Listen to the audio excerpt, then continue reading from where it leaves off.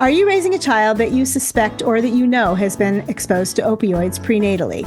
If you are, we are thrilled to have you here today. Hello, my name is Tracy Whitney, and I am the host of Creating a Family, talk about adoption, foster care, and kinship care. I'm excited to talk with Lynette Serlo today to help us understand what opioid exposure is, how it impacts our kids, and how we can set them up to thrive. Lynette Serlo is the adoptive mom of 4 children impacted by prenatal substance exposure, and she is the founder of Generation O, a nonprofit focused on creating understanding and support for children with prenatal opioid exposure and supporting their families as well. So welcome to Creating a Family, Lynette. Thank you, Tracy. It's awesome to be here. So let's start out with a basic understanding or working definition of what opioids are and what it means when a child has been exposed to opioids before birth. Sure. Well, opioids are medications or substances that treat pain. So we've heard about oxycodone, we know fentanyl and heroin are opioids, methadone and buprenorphine, like Suboxone and Subutex, those are all opioids. And so if any of these things are taken during pregnancy, it can affect how a baby's brain and nervous system develop. So, what are some of the short term and long term ways that we see those effects happening? So, short term, a lot of times these babies go through withdrawal at birth. When the baby is removed from mom and the cord is cut, they're no longer receiving the opioids that their system had gotten used to. There's a name for the collection of withdrawal symptoms that many babies go through. Short term is NAS or NOWS, and NAS stands for neonatal abstinence syndrome, and NOWS is neonatal opioid withdrawal syndrome. And so this is a diagnosis given to babies who are going through these withdrawal symptoms at birth. And then longer term impacts, we can see differences in regulation with these kids, learning, sensory processing, behavior issues.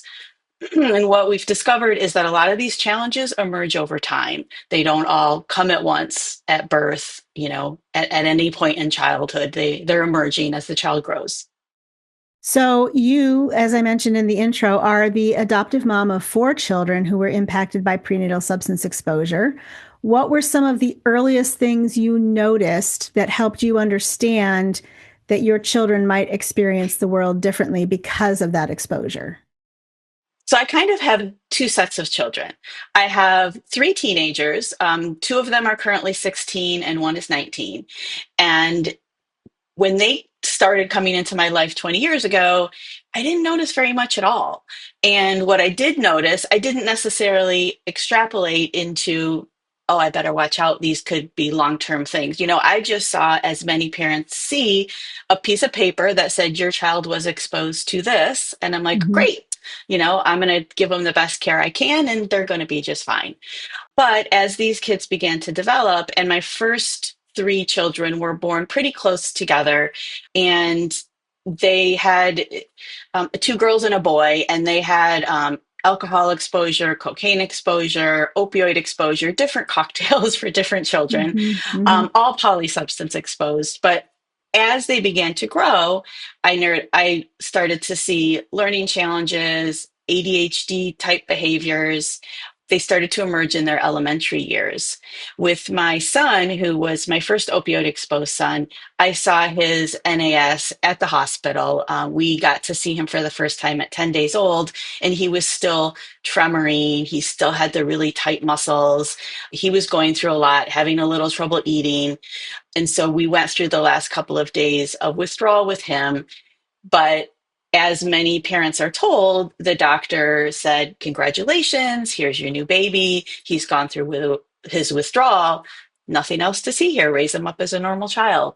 Yeah. And so we took that advice, and we didn't see much until he got into school.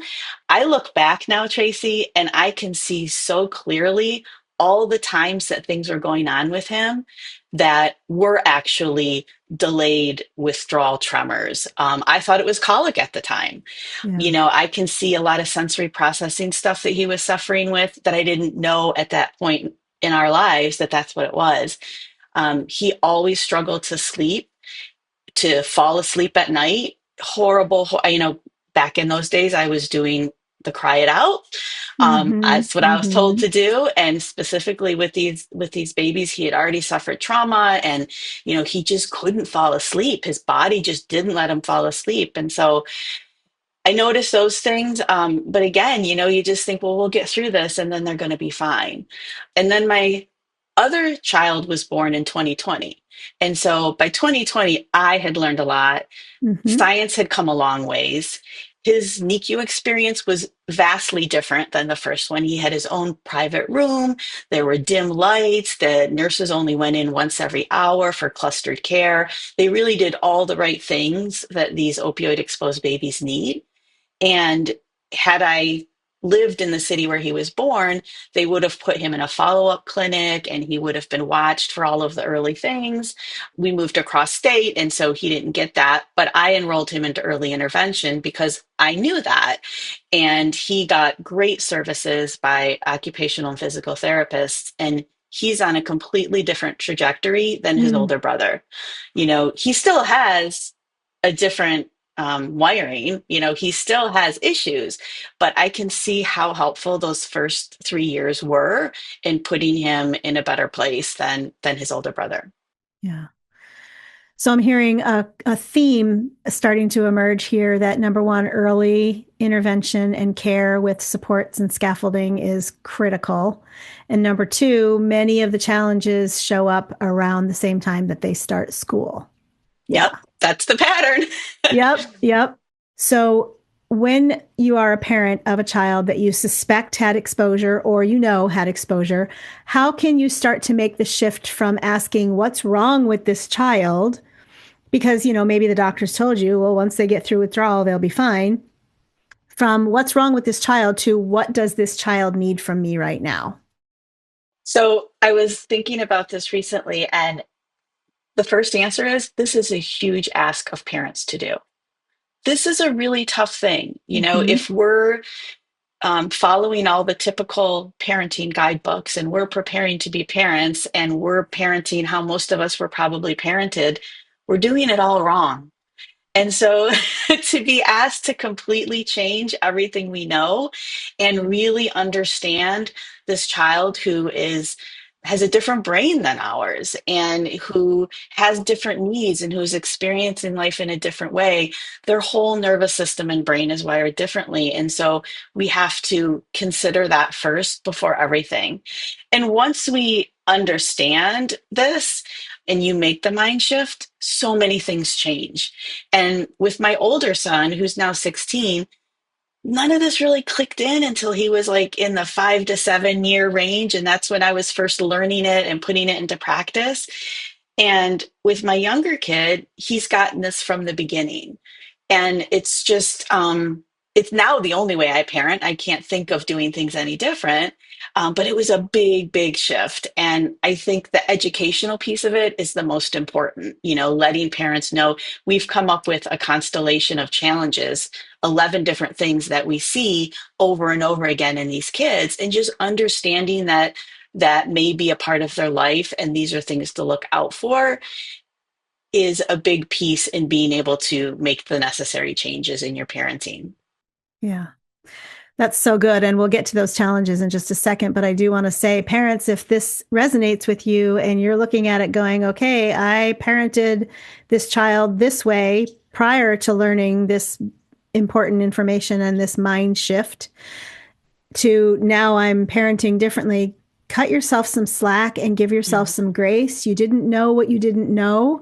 And now that you know, you can do better. And that's part of the reason creating a family exists. It's part of the reason that I know Lynette's organization exists is to help parents go, okay, so we didn't know, but now we do, or here's where we can learn what we need to know.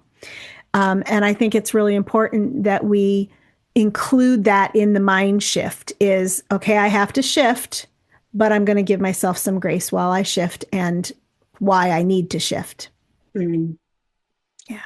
Yes, that grace is absolutely important. And, if there's two parents, they could be moving at different speeds. They Yeah. could be learning Yeah. this and understanding this at different speeds. And, that plays into how it all works. Yep. Yep. So let's talk about some of those challenges that you've identified. What are some of the everyday challenges that families would see at home? And what kind of strategies have you guys created to support those challenges? So, sleep is a big one. We really see that these opioid exposed children have trouble falling asleep, staying asleep, Hmm. and even during the night, getting good sleep. Yeah. So, whether you're an infant or a toddler or an older child, if you're not sleeping well, if you're not getting enough hours, if you're waking up and you're still tired, everything's going to be hard. We know that as Right. adults, Yeah. and there's plenty of books written on how to help children to sleep. And some of that stuff is important. We need to have a consistent routine and we need to have dim lights. But even putting all those things in place, if you have high anxiety levels, which these kids tend to have, and you have just a brain workup that won't sleep, you Right. know, Right. I don't know what the answer is. I just know that it's a challenge and, different Hmm. people find different paths, but the consistent routines are important. The lower stimulation is important. Yeah. With my youngest one, we've developed a pattern where, I know screens before bed are not supposed to be the thing, but for him, we do 10 minutes together in bed on the screen, we turn it off and he falls asleep.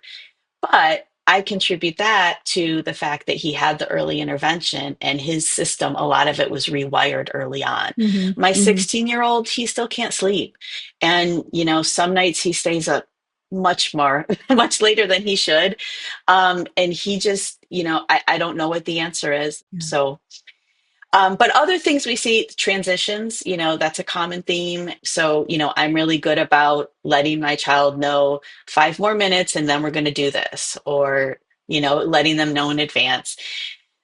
The sensory issues that these children have can come up in a lot of different ways. But if, for instance, the thing I think is funny about sensory is that you can have overactive sensory system or an underactive sensory system.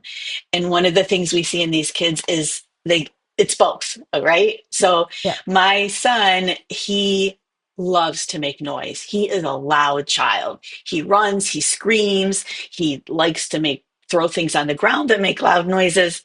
But if an unexpected loud noise comes in his environment, he totally freaks out. Right. And so, just having to understand that he has a need to make noise. So I have to provide an opportunity where he can make that loud noise. Maybe it's not during dinner, but, maybe there's another time he can do it. And Yeah. also, if I know we're going into a place that's going to be really loud, I can warn him of that. He could wear earphones. We could somehow figure out a way that get him through that, knowing that it's not just an annoyance to him, it's on a cellular level, he just can't handle it. Right. And then the last one I'll mention is the incessant energy that a lot of these opioid exposed children have. Um, you know, it's just there, it has to come out. Yeah.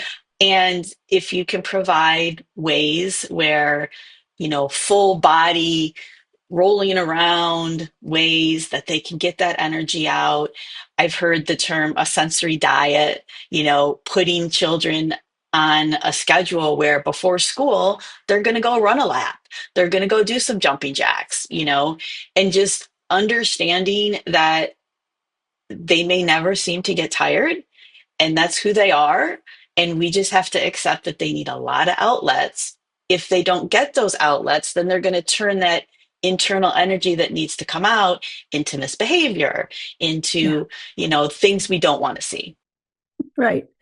One of the things that we hear to be quite effective for kids with these energy levels, I mean, also some of the sensory challenges, is the concept of heavy work or core work. Kind of running them through an obstacle course or dragging, heavy laundry baskets if they're really little, anything like that that's going to just put those big muscle groups to work kind of helps then all the other muscle groups settle in and find a good rhythm and a good groove for the day. I have a friend that was joking that in the morning you will see children pushing laundry baskets all over the house filled with stuff, maybe not necessarily filled with laundry. Um, So, one of the other struggles that many families face with kids that have had this kind of prenatal opiate exposure is executive function, which impacts a lot of daily life, especially when a child goes to school. What are some of the tools or routines that we can start eyeing up as parents that will help our kids improve their executive function skills, but also build new and more mature skills? Yeah, that's really an area that, as you said, is a big hurdle for these kids. Yeah. The opioid epidemic has created a whole generation of these children, and it started about 25 years ago. So the Mm-hmm. oldest ones are only in their early 20s. We're not even to the point yet. Is it like 26 or 28 when your prefrontal cortex finally matures? Right. And, maybe they need that much time. Maybe their prefrontal cortex will take even longer to mature. So, luckily for my kids, I'm like uber organized person. And so I have been their executive function for all of these years. And I think that that is one helpful step, but also, you're asking, how do we put some of the burden on them when they're ready? They may not be ready at age 10 to do the same thing the other 10-year-olds are doing, but maybe they can do a 6-year-old version of that. And what does Right. that look like?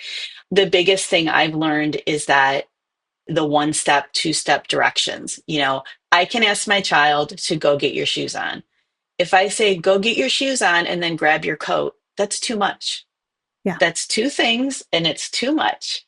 So it causes frustration for everyone. And Tracy, 16-year-old, my 16-year-old, I know. one thing is still what here he's at. And Yeah. it's frustrating. It would be wonderful if I could tell him three things at a time, but it's not happening. And I think this is kind of a funny story, but we talk a lot about executive function issues with younger children and how they look in school. But my 16-year-old just started driving.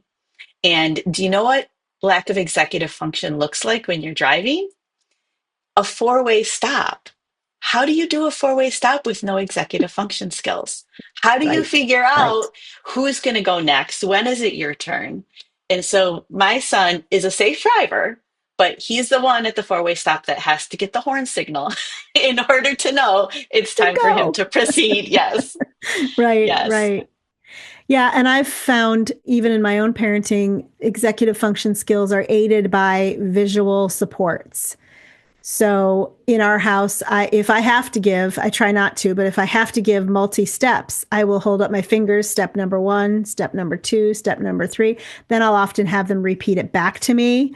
They're older now, so this doesn't apply daily for us right now. But when they were younger, I would, give them step one, give them step two. Okay, now repeat those two steps back to me. And then when you come back and say that you're all done, I want you to do them one and two on your fingers to make sure that you caught everything that we talked about. So it's a lot of back and forth that maybe with a child who has typical executive function skills for their age, you don't have to do. But it's one of those things where if we can catch ourselves thinking ability, not chronological age, or stage, not age, we're supporting them by not setting ourselves and them up for frustration and giving ourselves collectively like a fighting chance at tasting success with this skill building. I love those strategies. Yes. Yeah, it's hard. I'm Italian, so I talk with my hands a lot anyway.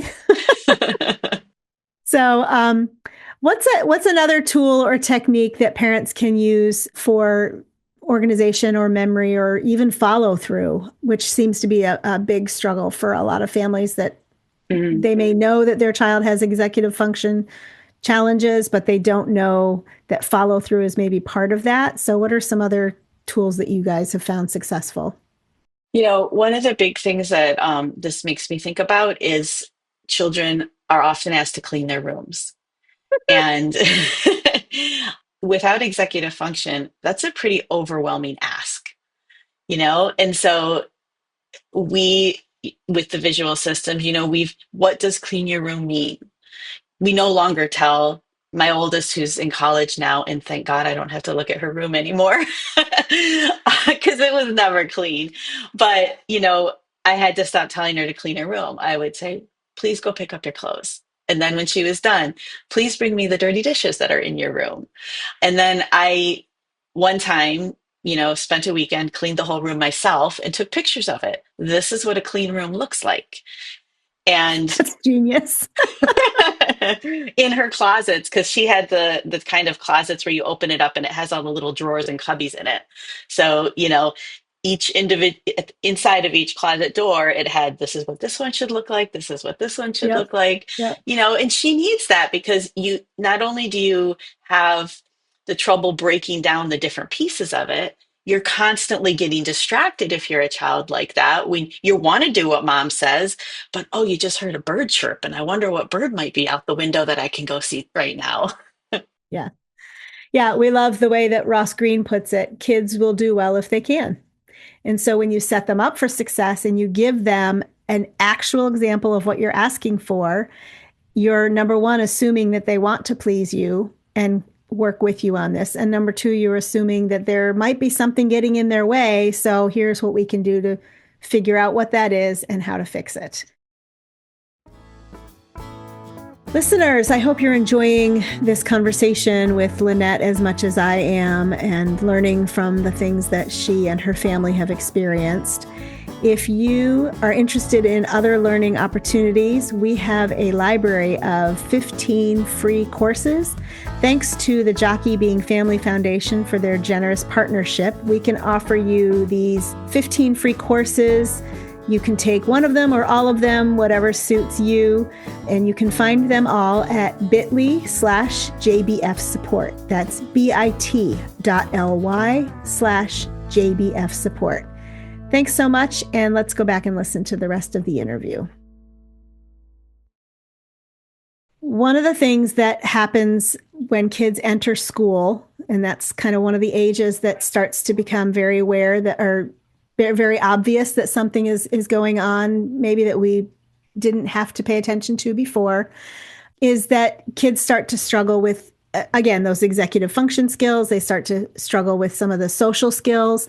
How can a parent or a caregiver, in our audience cases, sometimes it's a foster parent, sometimes it's a grandmother raising a grandchild, how can they work with the school to let them know that this is the child's context and this is where they struggle and this is what works at home? How do we get that started? I think that's a super difficult question because one of the things we see in these kids is the anxiety level is high, the Yeah. sensory system is haywired. And so there's not necessarily official IEP accommodation tools that can overcome that. Mm-hmm. And so, if in your body everything is just not right, I don't know. What I'd like to do is tell you about the schooling of my older child and tell you what we've done different for my my younger child. Yeah. Yeah. So my What we've older learned along the way. Yes. So my older child, he's a smart kid. Like I knew as he was a toddler and he's a smart kid. He could have conversations with kids much older than him, and he just puts ideas together. He can do stuff, but then he couldn't spell his spelling words in first grade. And I'm like, well, this doesn't make any sense, and that started us down a path. We found out that he had vision processing issues, which is another thing that we've seen in these kids. Vision processing is different than vision, but it really contributes to how a child can understand what they're seeing and what they can put out. Like what they might know the information, but that doesn't mean they can write an essay on it.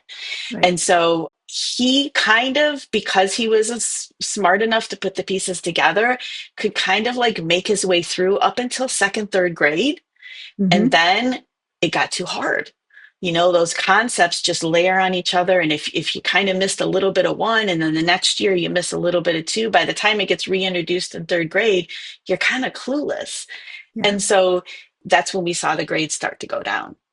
And, we went through the whole process with getting an IEP and 504 and all these things. And then in middle school, he had a 504, and his guidance counselor did an amazing job getting him through middle school. Because one of the things that's important for Johnny is like a lot of opioid exposed kids, they have these magnetic personalities. And like we also know that there's kids that have social skill problems and struggles, but there seems to be more than the typical amount of kids in this population that are just magnetic and people want to be around them. And so he was like that. And he's a very extroverted person and he needs to be with his people. He will not do well in a situation with kids who say are on the autism spectrum. You know, Yeah. that might learning wise be where he needs to be, but if he's not around a bunch of kids who he thinks look like him and he Right. can talk to and hang out of, he suffers. So the middle school counselor got him through 3 years of middle school by just, you know, giving him peers that would help take notes for him and they would help him after school.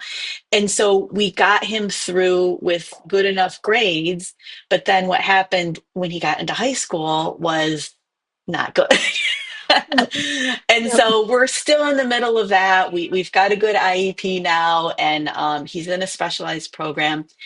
But what we ended up doing for number two, with all the experience that we had, was we realized that his developmental disharmony, meaning, you know, he might be age 6, but his emotions are age 3, and, you know, he has skill levels that are upper in different areas. He's in an environment that's a school environment, but he is not asked to sit down and do work every day. He is not asked to do the things he's not ready to do. He gets Right. movement whenever he needs movement.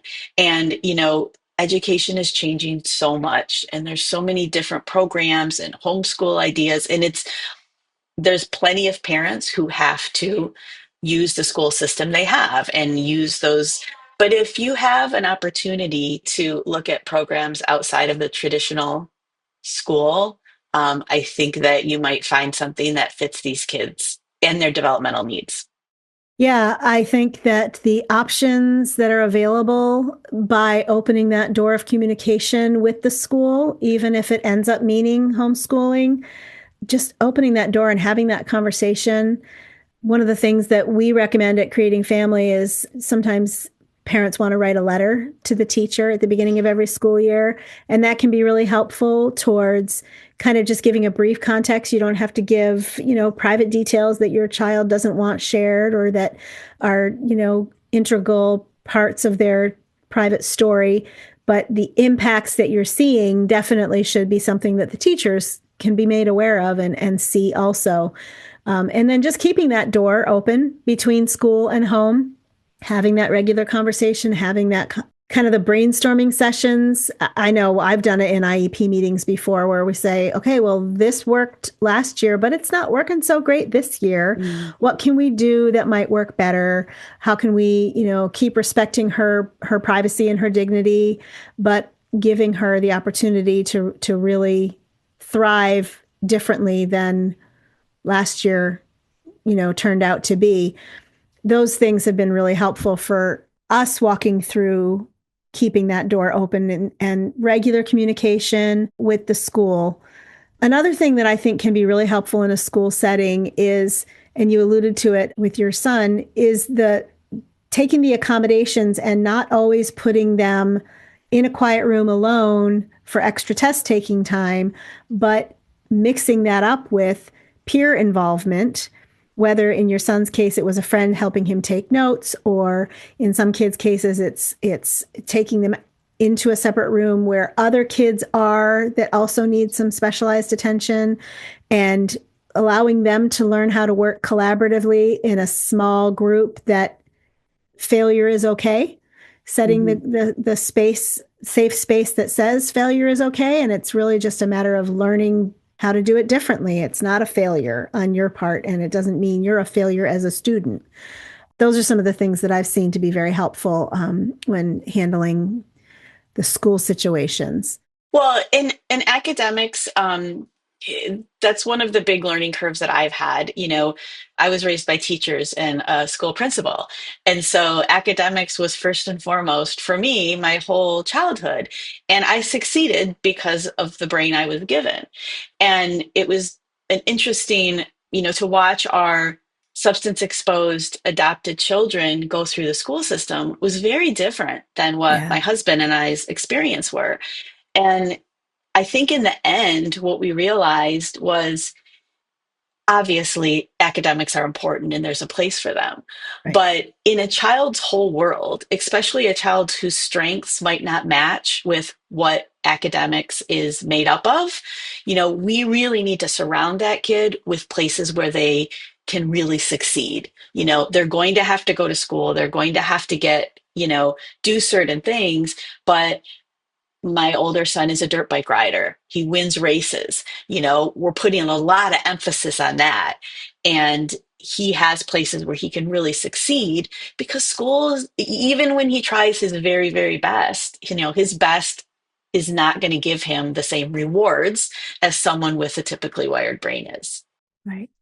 And that segues beautifully into the next question about social skills. Many of our kids who have had opioid exposure struggle to build friendships or maintain friendships. They may be great at making a new friend, but to maintain that friendship is really challenging. They also sometimes struggle with how to navigate social situations, like how to pay for their own water at a concession stand, or how to ask where the bathroom is, those kinds of things. What have you learned in addition to the finding a space where they can shine? What else have you learned about helping them navigate social skill building? There's a lot of fear put into children about things that might be scary or unsafe Mm-hmm. that's not really on par with reality. Like plenty of people are afraid that their child is going to get abducted from the front yard, Mm-hmm. and we hear about that all the time because we have social media and because it's publicized. But the reality of abductions from the front yard in the 50s compared to now is that it barely ever happens. And Mm-hmm. so being cognizant of what we're teaching our children, they already have enough of their own fear if they're living with this high level of anxiety. And so, my child is allowed to ride his bike to the stop sign and back. I can see him. We live in a safe neighborhood, but, allowing them to do confidence building techniques, allowing them to understand who they are and what they can do. I remember going to the playground with my children when they were much younger, and and other adoptive parents, I don't know if they see this or not, but one of my children is transracial. And so when we were at the playground and you're looking at all the kids and all the parents, since I don't match him, they didn't necessarily know I was the parent. And I would let him climb higher than maybe the other 6-year-olds were climbing, or do things more than other parents would allow their kids to do, because I knew how adept my child was and I knew what he could do. And he was testing his own boundaries too. But there were times when I would see the other parents looking around like, who's the parent of this child? And why are they allowed to do this, go all the way up to the Right. top level of the playground? And I Yeah. would just, laugh to myself. But I think that there's a lot of ways you can build confidence and give children responsibilities that are age appropriate, that allows them to have that internal sense of being able to do things. Yeah. So, one of my favorite suggestions for confidence building skills is help them find a place to volunteer. So, kids that are especially good at calming animals can volunteer in a local shelter. Kids that are really good, a lot of our kids that have had prenatal substance exposure are really good with kids much younger than they are. Mm. And so let them volunteer in the church nursery under supervision, or at the local Y, again, under supervision, and be wise and judicious about how you pursue that. But give them places where they can kind of be in charge and taste that confidence of, I successfully calmed this, scared animal, or I successfully engaged this small child and kept them happy while mom was, at her Bible study or at her church service or whatever. Finding those kinds of places where our kids can serve, and then serving with them in those volunteer capacities gives them such a great model for everyone needs somebody. We all need each other, and those that builds confidence. to see mom and dad doing it with them. Mm. Let's talk a little bit about the brain differences in the kids across the ages and stages. In the baby and preschool years, what supports or parenting approaches make the biggest differences with these brain differences? I think attachment is huge. That's going to apply to any child that's going through the adoption journey. But I think about what they experienced with the opioids in utero. They Mm-hmm. may have gone through withdrawal in utero. If Right. mom wasn't getting a consistent dose of opioids throughout the pregnancy. And so there's so much trauma attached to that before birth. And then if their first experience at birth is going through this withdrawal, that's adding to it. And then if at some stage, if you're listening to this podcast, you're probably been separated from your first mom, so that's a lot going on, and they need attachment more than anything else.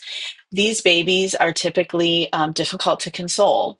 They cry more and they sleep less and they eat less and they might have diarrhea and vomiting in the beginning. And so skin to skin contact, holding them, having them be with you when we get to the point as an organization to be able to just give every family taking home an opioid exposed child a gift, it's going to be a carrier, because Mm, those babies just need to be on you all the time to regulate, because that's where babies can't regulate on their own. They need the adult to regulate with them.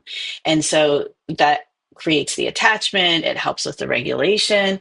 And then the other piece is the sensory control, because if their sensory system is unusual, maybe they're going to get hot more than another baby. So they need to wear less clothes or not, no hat or whatever. A lot of times these babies do better in low lights with less sound.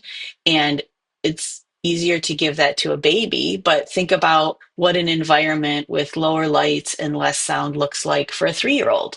A lot of times we put 3-year-olds in an environment that's bright and colorful with so much visually going on. And for a child like this, that might not be a great match. right. So I think those are the things that are probably most impactful at that age. And Yeah. and the early intervention. The early intervention at that age is the most important thing. Many states have automatic referrals now where if a baby was opioid exposed, they would be referred, but not every opioid exposed baby is going to get that NAS or NOWS diagnosis. And so we may have to advocate for them, even if they didn't get the diagnosis. If we know that they're opioid exposed, they need to get in those same services. Right. I would add that a very important strategy in those early years is to start setting the habit of welcoming others in to help support you while you are doing the very consuming work of building that attachment, building that felt safety. So, keeping up with laundry is not necessarily going to be building felt safety, but it still has to be done. Is there someone in your life that you can welcome into your life and say, okay, we brought home this baby. This baby is definitely struggling with the lights and the noises and the, sensory issues. I need to be fully calm and present with this baby. Can you please take over my laundry for me so that I'm not burning myself out by trying to do everything? That would include asking for meals if you need them, having somebody come watch the other kids for a couple hours every week so that you can either get a nap or catch up on things that are important to you. But building those rhythms and habits now when the child is very, very young of adding that kind of self-care into your routine will help you then be calm and regulated and present for that baby to build that connection and attachment. That's so important. And I think it's Yeah. easiest to ask Yeah. at that age, because Yeah. when you have a newborn, everyone's, what can I do? How can I help? Okay. Yeah. Yeah. And, it's easy to say no when it doesn't seem like you can still handle it all, Right. but you Right. definitely need that stuff. Yeah. I always encourage young moms to have a canned response. Well, a meal from my freezer would be great. Or I would love it if you could pick up my laundry on Friday, and just kind of have that canned response ready to go so that you don't even have to stop and think about it. You just know what you need and you can identify it. We talked already about the challenges that tend to emerge during the early elementary years. these behaviors and things are starting to emerge at school, what can parents and caregivers do at home that would support what the school is doing? The hardest thing that I dealt with during those school years with my older child was that he used all his energy during the school day holding it together, Yep. masking. And I picked him up with his sisters in the car line after every elementary school day. And the minute that door closed, he started attacking his sisters verbally, and it was all he could do to hold it. And I'm grateful I didn't have any behavior problems at school with him, which is not what everyone experiences. Right. But our home life was really difficult.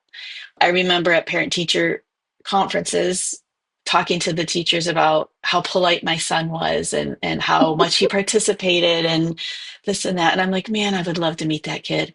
That is not the kid that's coming Yeah. home every day. Yeah. And, it's a hard thing to get through. Maturity helped a little bit for him, but we just had to do everything we could at home to keep everyone safe. But I would think back to the academics and the importance of academics in the lives of these kids, one of the things that we had to sacrifice was homework Yep. because he was so tired at the end of each day and he needed to go into his quiet, dark place in his bedroom and just unwind for a little bit. He needed to go out. He likes to fish, and we have a place he can fish nearby.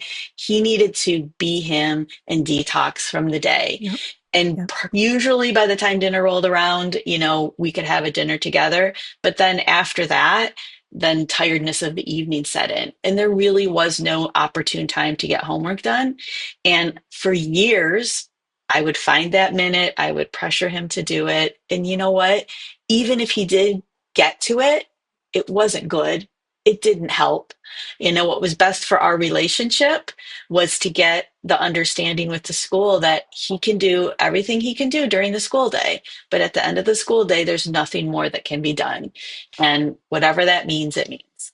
That is a tough row to hoe when you're working with a school district that just does not want to give up that holy grail of homework. Having been in that role already a couple times myself, we ended up compromising on reduced homework. And so I made it clear to my student, I tried to get the no homework thing. They weren't going to go for that, but we did compromise on reduced homework. So we're going to work together on the reduced homework, but you also are going to have time to do the fun things that make you feel you and refresh you. The letdown after school is a real thing. And I think one of the most important things parents can do is have a consistent, regular, predictable schedule after school. And that should include a really high protein snack and hydration, just like they don't drink enough at school all day long. So you're backfilling their hydration, but it's so important to kind of keep all those parts moving towards what is the priority. And you mentioned it is family time, that they need to know that when they come back from school, they're coming into a safe landing place and that they can be themselves. And it might be messy and ugly for the first hour or so after school, sometimes longer, but that no matter what, you're with them and that this is how we run our day together, and you're not going to leave them to navigate it by themselves, because all of those big feelings of the after school letdown are scary for kids. And you mentioned the hyper anxiety and the hypervigilance. It's even more scary and confusing for our kids who have that hypervigilance and kind of regular state of elevated anxiety. As our kids are moving then into adolescence from those early elementary years, there's new challenges that come. And you've alluded to some of them as you've talked about your 16-year-olds. But let's talk about maybe identifying a couple of the challenges specific to this age group and then how we can continue to support our children as they become teenagers and young adults.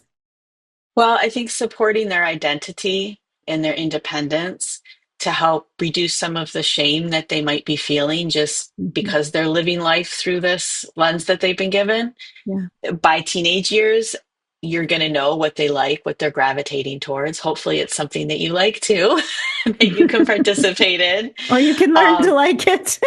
Absolutely, absolutely. But sharing in what they like to do and helping to be a part of it. And, they're all going to find something different. If they like to draw, if they like music, if they like sports. My son likes sports, so it was really easy. He'd just pick up any sport that was going on, and just then I got the energy out, got the sports out, and he's good at Yeah. it. So he would get all of that great identity building thing.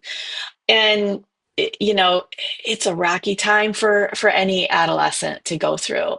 And I think that the independence piece is tough because they don't necessarily have the skills to be as independent as their peers in some areas.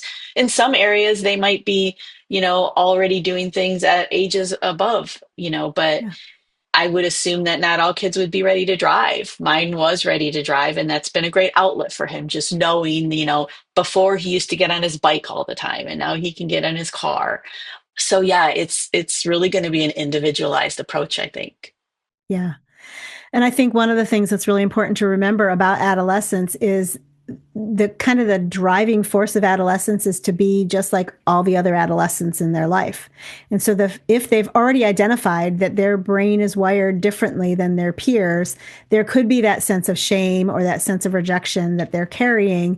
And by finding things that other teenagers are doing that they're good at, they start to see, oh, well, yeah, my brain is wired a little bit differently, but I'm not the only teen that loves this or that is good at this. And so getting them involved in those activities is super important for reducing the shame and stigma that they may be carrying, but also building that self-confidence. And I love Dr. Ken Ginsburg was on our podcast a while ago, and he talked about healthy interdependence. And I like that approach because when you are parenting a child who's kind of many kids in one body, interdependence says, well, in this area, I think you can handle this and you can be pretty independent. But in this area, I see where you still need me and you still need me to guide you and help you scaffold through this, issue or this skill building thing. And I think that perception of all of our teens want independence, but they may not be ready for it, can be greatly supported and solved by looking at it instead as interdependence. Mm. The many kids in one body, especially when they're teenagers, is super, super challenging. It is super Yes. challenging. Yeah. Yes.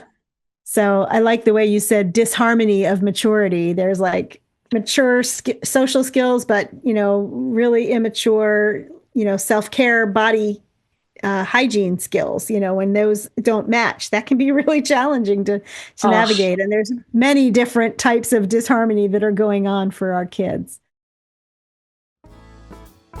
Listeners, let me interrupt just one final time to tell you that we want to hear from you. We want to know what app you listen on. We want to know where you're from. We want to know what your adoption or foster care or kinship care journey has been like so far. We want to know what else you want to know about.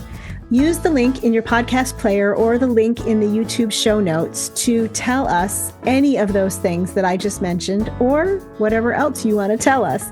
If you're watching us over on YouTube, it's right in the show notes. If you're listening on a podcast player, it's underneath our title and underneath the description of the show. And we hope that you do that, and we can't wait to hear from you. So we're going to go back and finish up the interview with Lynette. Thank you so much. So let's start to bring it home here a little bit. What is one small change that a parent or caregiver can make tomorrow that will have a big impact when they're trying to help a child with prenatal exposure thrive? understanding what their nervous system is experiencing in that moment. So you're seeing the behaviors and the reactions, but what's going on inside of them? Mm-hmm. Is it as simple as the room is way too bright? Is it as Yeah. simple as I didn't get enough protein? All I've been eating all day is chips and cereal. You don't even have to say or do anything differently. It's a mindset shift, Yep. thinking Yep. about it through their eyes. Yeah. Handing them a cheese stick without any condemnation. We love cheese sticks. Yeah, right. Quick, easy protein. You founded Generation O to support families navigating prenatal opioid exposure. So, what gaps did you see that made you want to start a nonprofit? Because you didn't have enough on your plate already.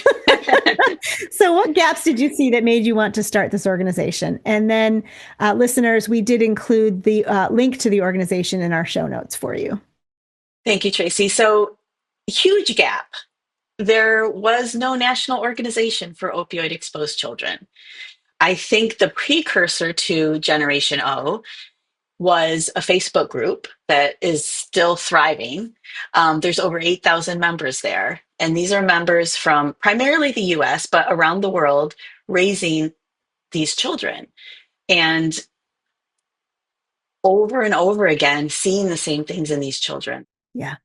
And people every day were asking the same questions and we were giving the same answers. And, the research is coming. It's not there yet. It's going to take a long time. There are unique characteristics for opioid exposed kids that are different than kids with stimulant exposure or kids with alcohol exposure. We see different things. And there's also a lot of crossover, and a lot of the services that are helpful for children with autism or children with alcohol exposure are also helpful for these kids. But there's some unique differences that we aren't seeing in these other populations. And so that was the gap to fill. And so there was about 10 moms who are all raising opioid exposed kids who met in this Facebook group. And we live all over the country. So via Google Meet, we created this organization and we have lofty goals of all the things we want to do. We're coming up on our second birthday and Woohoo. we're just really wanting to raise awareness about the unique both strengths and challenges that these opioid exposed children have, as well as, down the road, there's policy changes that are needed. The opioid epidemic has shed a lot of light on what these babies go through Mhm. at the hospital. People know what NAS and NOWS is. People know that these babies go through withdrawal. But once they are discharged from the hospital, the landscape was empty before we came along. And we're still only getting to maybe 5% of the families raising these kids. So we have big work ahead of us. But we're doing what we can to share what we've learned, both in what to expect, how to handle, and the early intervention piece, which I won't say enough because it's just, and here's the problem, Tracy, is that at 2 years old, these kids don't look any different than the other 2 year Right. olds. And so Right. it's really hard to understand how important this is. But if you don't do it when they're two, you're going to Right. see what happens later on. Yeah. Yeah. And, everyone wants to think that, yes, my child was opioid exposed, but maybe it was mild enough, or maybe it was, minor enough that it won't affect my child. And even people doing the early intervention don't always understand how important the subtle things that they might see in a child, how important it is to treat it. But it really does make a huge impact. So look out for moms on a mission, fill in that gap. Yes, of course. So, given how far you've come in these 2 years with the organization, what's giving you hope right now as an organization? Well, as we've seen the caregivers understand the things we've been talking about in this conversation, we've seen the shifts and we've seen that it helps mom, it helps child, it helps foster carer, it helps aunt who's raising child. It's a tool that really does help, and seeing that is just amazing. We want these kids to thrive and we know that they can thrive, and it's just giving them what they need and understanding what those needs are. We're also involved in research and tracking the real life experiences that are going on. This is kind of a new problem. I mean, there's Hmm. been opioid exposed infants throughout all of time, but never a whole generation like what we're seeing Right. now. Right. There's never been a problem as big as this that had no Right. directions on how to solve it. So that's Yeah. the little gap we're trying to fill. We're trying to do what we can and help Yeah. where we can. And it does sound so hopeful that you've got some kind of fingers on the pulse. And because it is such a big problem, it's not just an awareness thing anymore. It's leading into policy and educational shifts and things like that. So that is very hopeful.